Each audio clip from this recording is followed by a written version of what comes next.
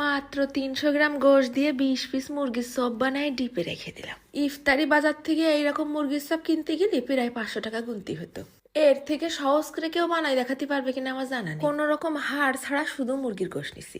ঢাইলে দিলাম আধা কাপ টক দই, যাচ্ছে 1 টেবিল চামচ আদা বাটা আর 1 টেবিল চামচ রসুন বাটা। তারপর নিয়ে নিছি 1 চা চামচ আস্ত ধনে, 1 চা চামচ আস্ত জিরে আর হাফ চা চামচের কম গোলমরিচ।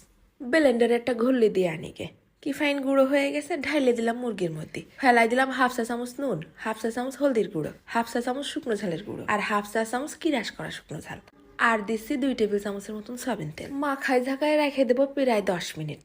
না রাখতে চালিয়েও সমস্যা নেই। গ্লোমিনাস পেজের এই আল্ট্রা গ্লো সোপটা যে কি ভালো তা বাপু না ব্যবহার করে করছি না। এখন তো আর ব্যবহার না করে কোনো কিছু রিভিউ দেই না। মাঝে বরণ উঠে দাগ হয়ে গেল 1 গাদা, সেইগুলো একেবারে হালকা হয়ে গেছে। জাগের মুখে মেস্তা আছে, মেস্তার দাগ পর্যন্ত উঠেই দেবে এই সাবান। তা তোমার মুখে যদি কোনো ধরনের সমস্যা থাকে এই পেজে যে ইনবক্স করলে তার সমাধান পেয়ে যাবানি। পেজটা আমি ক্যাপশনে আর কমেন্টে ট্যাগ করে দিবানি। এইবার নিয়ে নিছি প্রায় হাফ কেজি আলু কুচি, ওই মাখানো মুরগির মধ্যে ঢেলে দিলাম। এরপর আলু দিয়ে মুরগি দিয়ে মশলা দিয়ে সব ডইলে কুচলে মাখাই নেব।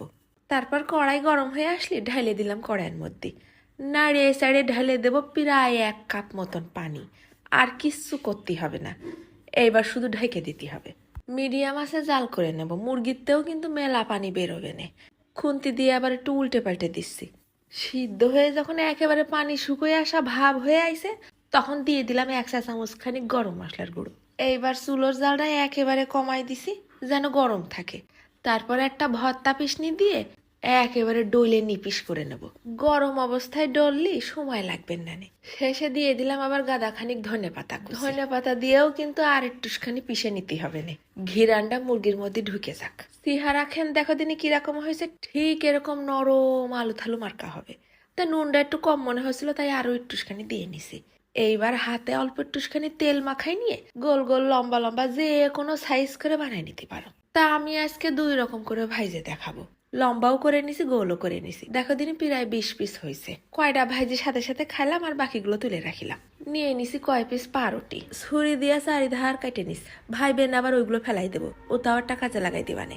এরপর পানিতে একটা চুবনি দিয়ে চিপড়াই নিচ্ছি। ভিতরে দিয়ে দিলাম মুরগির চপ, উপরে আবার পাউরুটি দিয়ে মুড়িয়ে দিলাম। হয়ে গেল এটা এক ধরনের চপ। আর পাশে ভেঙে নিলাম একটা ডিম। সেই ডিমটা সুন্দর করে গুলে নিয়ে বাকি যে মুরগির চপগুলো ছিল তার উপর দিয়ে আলতো করে ডিম মাখাই নিছি। এবার আগে তেল গরম করে চুলো জালটা কমাই দিছি। তারপর পাউরুটি দিয়ে মোড়া মুরগির চপগুলো ভাইজে নেব। কি ফাইন কালার হয়েছে। এগুলোর এক একটার দামই তো নেবে না 30-40 টাকা। তারপরে দিয়ে দেবো ওই